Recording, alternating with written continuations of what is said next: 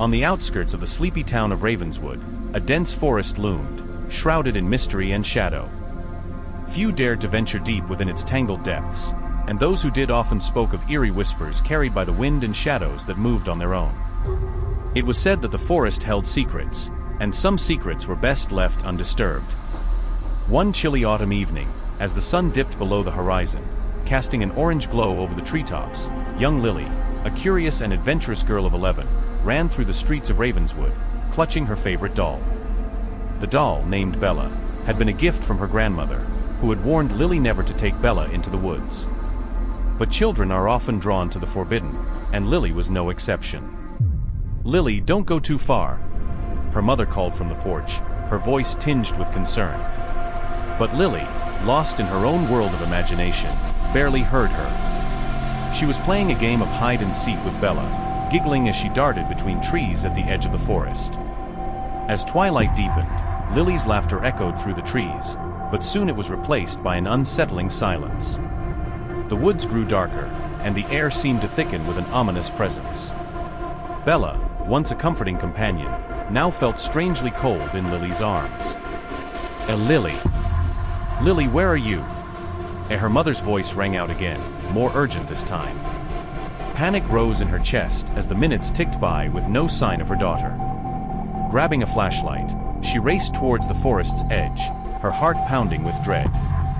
The townsfolk of Ravenswood gathered quickly when they heard the news. Search parties were formed, and lanterns bobbed through the trees as worried faces scoured the forest floor. They called Lily's name over and over, but only the haunting calls of owls answered back. "She couldn't have gone far," a one-man muttered, his face grim in the lantern light. "These woods, they have a way of swallowing things up." Hours turned into days, and still, there was no sign of Lily. Her mother's anguish was palpable, a constant reminder of the town's collective fear. The search parties dwindled, but whispers of strange occurrences in the forest persisted. 3 months passed, and the town was beginning to come to terms with Lily's disappearance. Life moved on, but an air of melancholy hung over Ravenswood like a dark cloud. One cold winter morning, as the first snowflakes began to fall, an old woodcutter named Henry ventured into the forest to gather firewood. Henry was a grizzled man, with lines etched deep into his face from years of hard labor. He had lived in Ravenswood all his life and knew the forest well. As he swung his axe into a sturdy oak, he heard a soft rustling sound behind him. Turning, he saw nothing but the snow-covered underbrush. With a shrug, Henry returned to his work, but the sound came again, louder this time. He lowered his axe and followed the noise, his curiosity piqued. As he pushed through a thicket of brambles, he stumbled upon a small clearing, and there, half buried in the snow, lay a doll.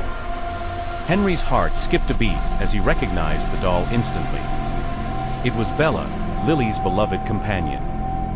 He picked it up, brushing off the snow, and noticed something strange. The doll's once bright blue eyes were now a dull, lifeless gray, and its face, once so cheerful, seemed twisted into an expression of fear. Clutching the doll, Henry hurried back to town, his mind racing with questions. How had Bella ended up here, so deep in the forest? And where was Lily? When Henry returned to Ravenswood, the townspeople gathered around him, their eyes widening in shock as he held up the doll. Where did you find it?" Lily's mother asked, her voice trembling. "In the forest, near the old oak grove," Henry replied. "Something's not right. We need to search again." Reluctantly, the townsfolk agreed to mount another search. This time, they ventured deeper into the woods, driven by the hope of finding clues to Lily's whereabouts. They followed Henry to the clearing where he had found Bella, but as they scoured the area, they discovered something even more disturbing. There, carved into the trunk of a large tree, were the words, "She is mine." Ravenswood was a town steeped in folklore, and tales of witches and curses were common among the older residents. As the search party stared at the ominous message, an elderly woman named Agnes stepped forward, her face pale. "It can't be," as she whispered. "The witch of the woods." The crowd murmured uneasily. Agnes, known for her knowledge of local legends, continued, there's an old story about a witch who lived deep in these woods. She was said to have the power to enchant and control anyone who crossed her path. They say she cursed this forest long ago. Do you think she took Lily? Someone asked, their voice shaking. Agnes nodded slowly. If the witch has her, we must be very careful. She was known to possess a living doll, a vessel for her dark magic. If Bella was found here, it could mean that Lily is trapped in the witch's grasp. That night, as the town huddled together, sharing stories and theories, Lily's mother fell into a restless sleep. Her dreams were filled with haunting images of her daughter, lost and afraid, wandering through the dark forest. She saw the witch's twisted face, her eyes glowing with malevolence, and heard Lily's voice calling out for help. She woke with a start, drenched in sweat, and knew she couldn't wait any longer. Determined to find her daughter, she decided to venture into the forest alone. Grabbing a lantern and Bella, she set out into the night, the cold air biting at her skin. As Lily's mother made her way through the forest, the trees seemed to close in around her, their branches reaching out like skeletal fingers. She followed a faint path, guided by an unseen force, until she reached a dark, foreboding cave. Inside, the air was thick with the stench of decay, and shadows danced along the walls. She stepped cautiously, her lantern casting a flickering light. Deeper into the cave, she found a chamber filled with strange symbols and ancient relics. And there, at the center, was the witch. The witch was a haggard figure, with wild hair and eyes that glowed like embers. She cradled something in her arms, something that squirmed and writhed. Lily's mother gasped as she recognized her daughter, her face pale and eyes wide with fear. "Let her go," she cried, her voice echoing through the chamber. The witch cackled, a sound that sent chills down her spine. "You dare to challenge me?" she hissed. "She is mine now, a part of my collection." Desperate, Lily's mother held up Bella. "Take the doll back," she pleaded. "Release my daughter." The witch's eyes narrowed as she stared at the doll. "You would trade this for her?" she asked, her voice dripping with contempt. "Yes," Lily's mother replied, her voice steady. "Take Bella and let Lily go." The witch cackled again, but there was a note of curiosity in her voice. "Very well," as she said. "The doll for the girl."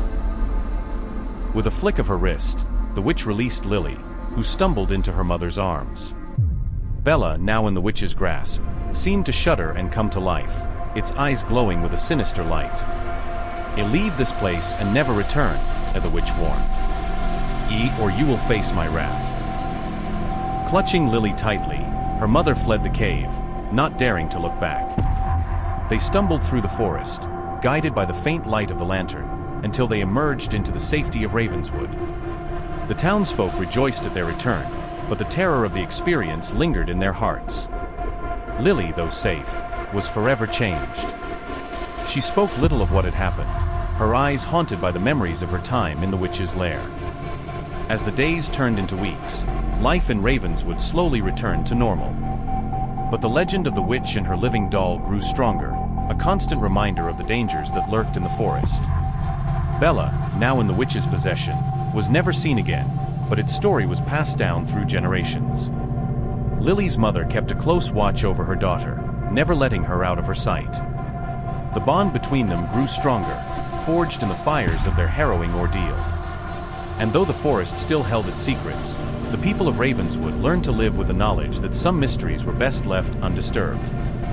Years passed, and Lily grew into a strong, resilient young woman. She never forgot the horrors she had faced, but she used her experience to help others. She became a storyteller, sharing her tale with those who would listen, warning them of the dangers that lay hidden in the woods. The forest, once a place of fear, became a place of reverence.